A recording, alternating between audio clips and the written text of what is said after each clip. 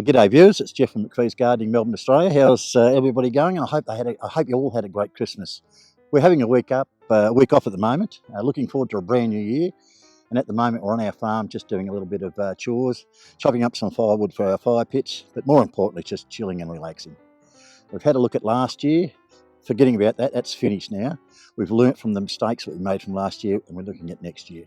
We're running our own race. How many guys and girls do you run your own race? In other words, what I mean by that is that when you run your own race, you do things that suit you.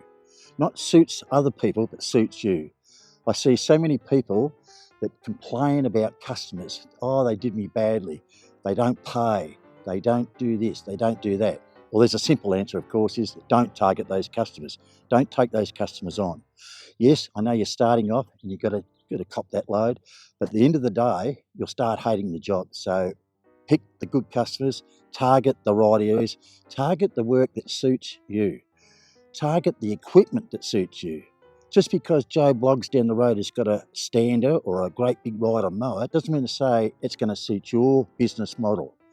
Find what you're good at. Find the business model that encompasses your own personality. I see so many guys out there and they try to do too much. They take on too much work. They become burnt out and they give the game away.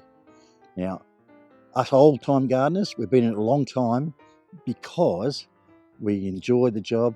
We target the customers that we want. We target the type of work that we want and we make it profitable. Very important to have those aspects in running your business. But the biggest thing is to run your own race. Have the blinkers on. Sure, have a look at the comments about what customers do and don't do. Have a look at what people are operating and what they're doing, but suit that to your own needs. Don't do it because they're doing it. So next year, if you can just take one piece of advice from me, is be positive. Be positive for the new year. And that means is forget about the negative aspects of our job. Focus on the positive.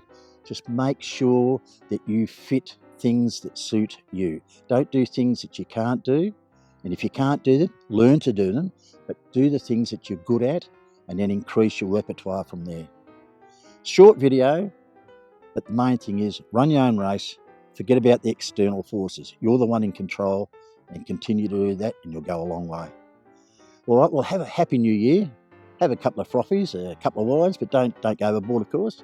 And look at the new year's brand new. Start afresh, and you'll be surprised. Forget about happiness. Forget about the bad customers. Start the new year positively, and it'll be exciting for you. Whether you're old, young, starting out, been in business a long time, it does work. Trust me, I've been through quite a few over the years, and it does work. All right, viewers, we'll see you on the next video. We're going to keep them coming quick and fast over the next 12 months and hope you enjoy. Please subscribe if you're first time to our channel and please make some comments. Love the comments.